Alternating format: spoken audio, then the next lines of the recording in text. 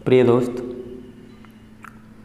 सैनिक ITI YouTube channel में आप सभी लोगों का स्वागत है, अभिनंदन है। हमारे चैनल को सब्सक्राइब और अपने दोस्तों में अधिक से अधिक शेयर करें। आज आप लोगों को नेमी पैटर्न का फीटर ट्रेड का सेकेंड ईयर का पार्ट 2 का theory workshop calculation employability skill को हम पढ़ाएंगे और इसका PDF टेलीग्राम पर मिलेगा, जिसमें हम लेकर के चलते हैं प्रश्न नंबर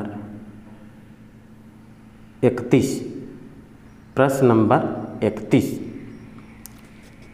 अच्छी तरह से सुने। प्रश्न नंबर 31, किस नियम में कहा गया है कि एक तरल पर ढाला गया दबाव सभी दिशाओं में समान रूप से प्रसारित होता है? बताइए, ये किस नियम में है? ये तो सब कोई जानता है, साइंस का सवाल है, ये विज्ञान का सवाल है, पास्कल का नियम है। किसका है? पास्कल का नियम। ये ऑप्शन नंबर बी, ये है पास्कल का नियम। अब चलते हैं सवाल number 32, question number 32। Hydraulic system में कौन सा वाल्व ऑरिफिस या रेतरी कटर है? रेतरी कटर है, तो उसका आंसर है flow control valve. Flow control valve. प्रश्न नंबर 33 के ऊपर चल रहे हैं हम लोग।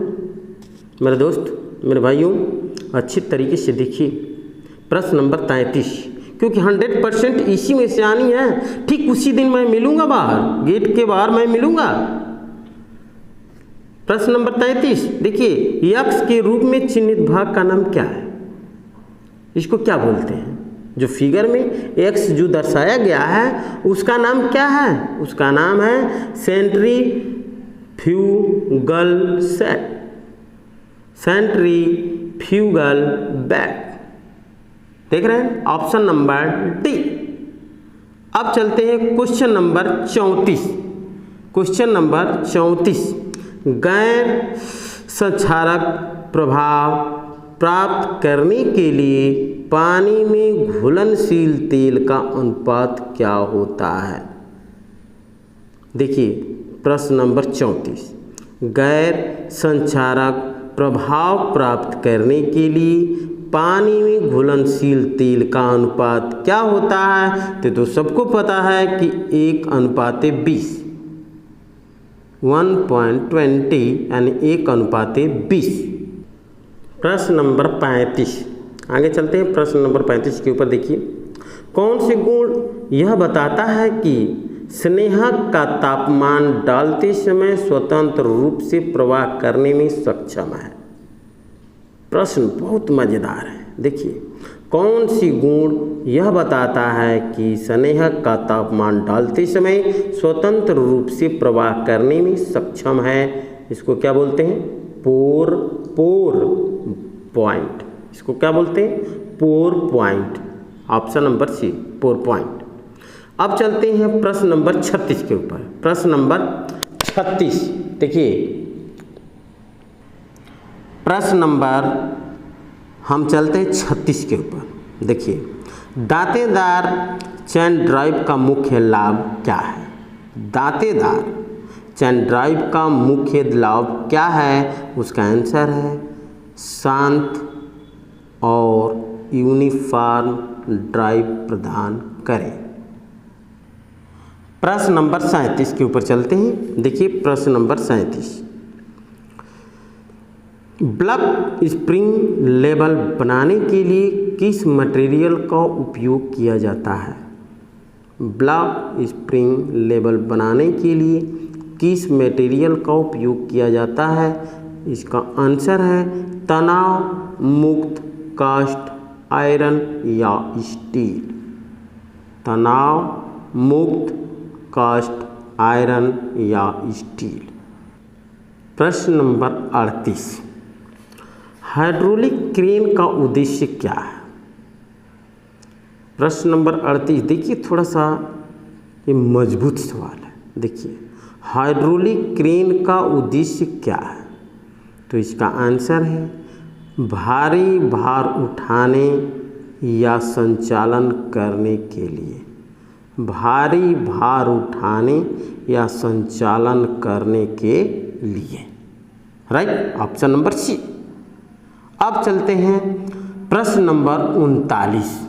प्रश्न नंबर 39 जो फिगर के साथ है, देखिए, फाउंडेशन बोल्ट का नाम क्या है? फाउंडेशन बोल्ट का नाम क्या है? इसको क्या बोलते हैं? राग बोल्ट। इसका नाम क्या है? राग बोल्ट। प्रश्न नंबर 40, मशीनों के लिए फाउंडेशन बोल्ट क्यों आवश्यक है? ये तो बहुत सस्ता सवाल है। देखिए, इसका आंसर है मशीन को मजबूती से पकड़े। मशीन को मजबूती से पकड़े। राइट। अब प्रश्न नंबर 41 के ऊपर चलते हैं। देखिए, किसी गतिपरक वस्तु के विरुद्ध घर्षण बल की दिशा क्या है? वस्तु के सामने।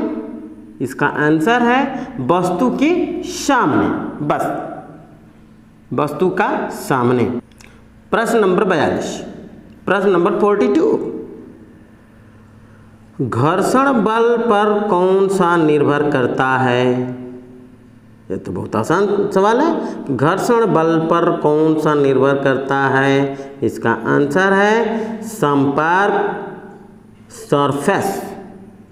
संपर्क सरफेस। प्रश्न नंबर 43, देखिए, कौन सा संवहन प्रणाली और अंगूठी तेल के साथ प्रदान की जाती है के लिए भागों के आसपास लगातार लुप्त तेल छप, देख रहे हैं, छप, इसके बाद दिया वट। इसका आंसर क्या है? इसका आंसर है सैप्लेस फीड प्रणाली। इसका आंसर क्या है? सैप्लेस फीड प्रणाली, ऑप्शन नंबर सी। अब चलते हैं प्रश्न नंबर 44। प्रश्न नंबर 44 के ऊपर देखिए क्या। प्रश्न नंबर 44, 0.24 के घर्षण गुणांक के साथ 20 किलोग्राम वस्तु को ले जाने के लिए आवश्यक बल क्या है? ये तो बहुत बढ़िया। 0.24 में 20 का मल्टीप्लाई कर दीजिए, किलोग्राम में आ जाएगा। जितना आता है 24 दूनी कितना हो जाएगा? 48, यानी 4.8 किलोग्राम, ऑप्शन नंबर ए। प्रश्न नंबर 45। प्रश्न नंबर 45, उस बिंदु का नाम क्या है जिस पर शरीर के सभी भार केंद्रित थे? उस बिंदु का नाम क्या है जिस पर शरीर के सभी भार केंद्रित हो? उसका नाम क्या है? गुरुत्वाकर्षण का केंद्र। गुरुत्वाकर्षण का केंद्र। अब प्रश्न नंबर 46।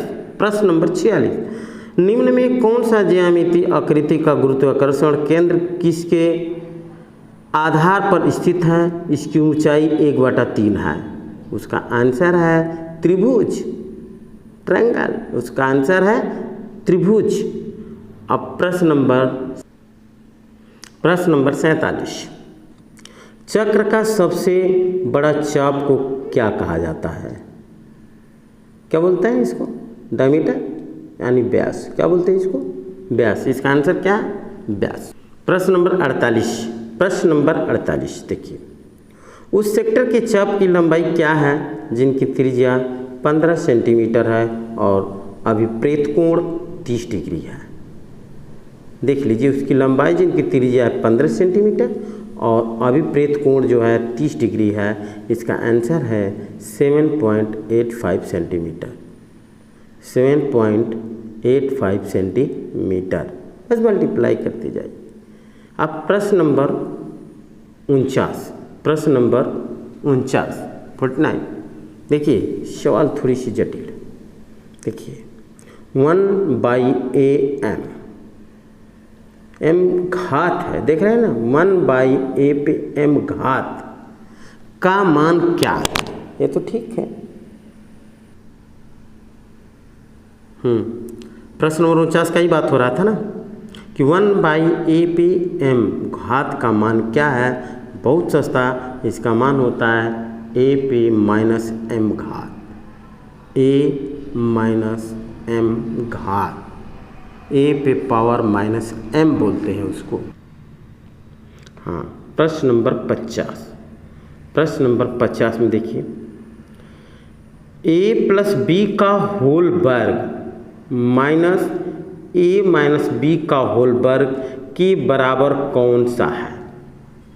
इसको तो कर सकते हैं आराम से कि a प्लस बी का होल वर्ग माइनस a माइनस बी का होल वर्ग, a प्लस बी में a प्लस बी का गुणा कर दीजिए जितना आता है, फिर माइनस कर दीजिए a माइनस बी में a माइनस बी का गुणा कर दीजिए, इसके बाद उसको सब्ट्रैक्शन कीजिए यानी घटाइए, तो उसका आंसर आएंगे 4ab। तो उसका आंसर है 4ab। प्रश्न नंबर 51 यानी 51। चलें आगे बढ़ते हैं। लीजिए, ab का मान क्या है, ab का मान क्या है, यदि a प्लस बी का होल वर्ग equal to 36, a minus B का होल वर्ग इजकल टू 24, तो ab का मान क्या है, तो हम क्या करेंगे, a प्लस बी में a प्लस बी का गुणा करके बराबर 36 लिख लेंगे, फिर a माइनस बी में a माइनस बी का गुणा करके बराबर 24 लिख लेंगे। इसके बाद उसमें से हम इसको क्या कहते हैं, उसको घटाएंगे, सब्ट्रैक्शन करेंगे, घटाएंगे, तो आंसर कितना आएगा 3।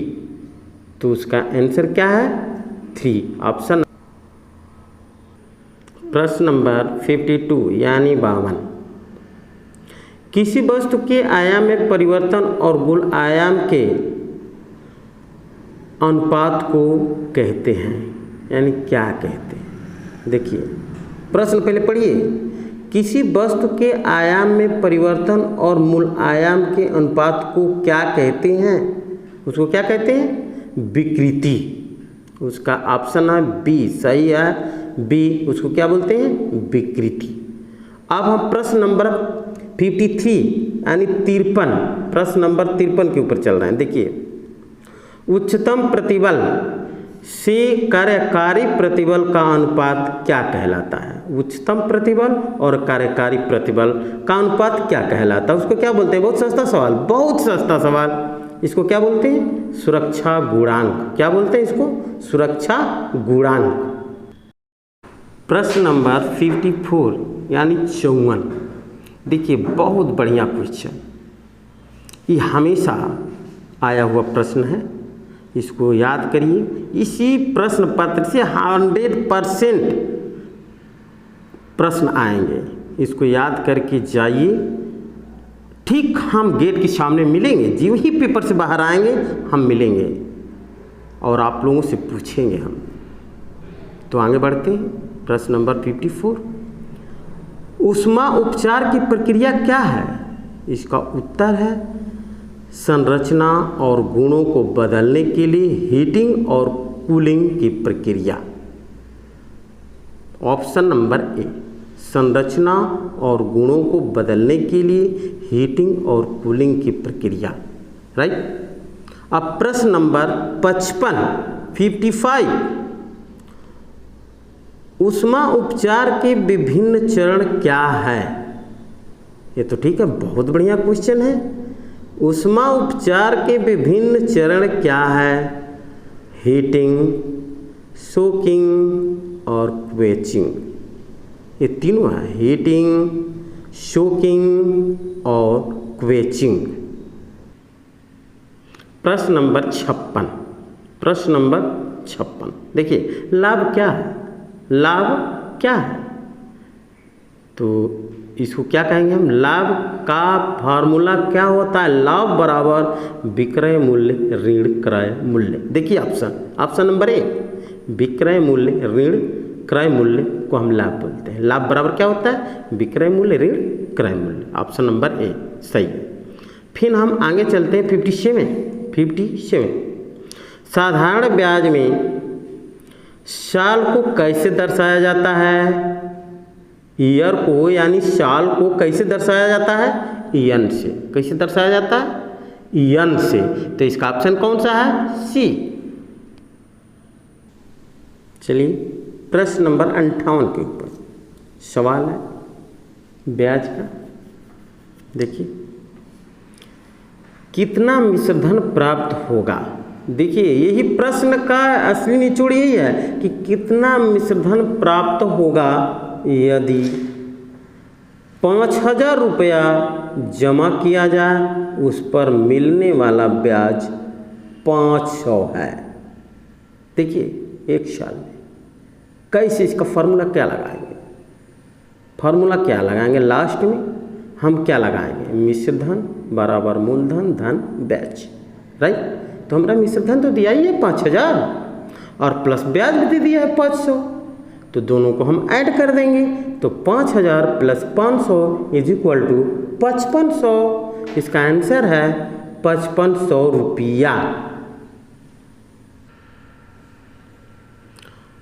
प्रश्न नंबर 59, प्रश्न नंबर 59 पुस्तिका का नाम क्या है जिसमें विभिन्न दरों का संकेत दिया जाता है? देखिए, पुस्तिका का नाम क्या है जिसमें विभिन्न दरों का संकेत दिया जाता है? उसको क्या बोलते हैं? मूल्य सूची। क्या बोलते हैं उसको? मूल्य सूची। उसका आंसर क्या है? मूल्य सूची। देखिए लास्ट सवाल, अब लास्ट सवाल के ऊपर चल रहा हूँ मैं।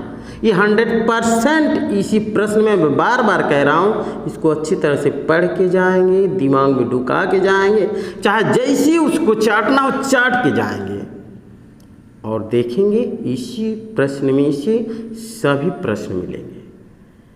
हाँ, लास्ट क्वेश्चन, इस पेपर का लास्ट क्वेश्चन मैं हल कर रहा हूँ। प्रश्न नंबर 60, प्रश्न नंबर 60 अनुमान के तहत क्या है? अब बताइए, अनुमान के तहत क्या है? कुछ बात समझ में आ रही है आप लोगों को कि अनुमान के तहत क्या है? तो इसका आंसर ही हो सकता है भी कि जब अनुमान वास्तविक अनुमान से कम हो। इसका आंसर क्या है? कि जब अनुमान वास्तविक अनुमान से कम हो, वही ऑप्शन नंबर सी। इस वीडियो को देखने के लिए धन्यवाद। सब्सक्राइब करें, लाइक करें और अपने दोस्तों में अधिक से अधिक शेयर करें कि मैं फिर आगे आपकी स्टेप पे आ सकूं।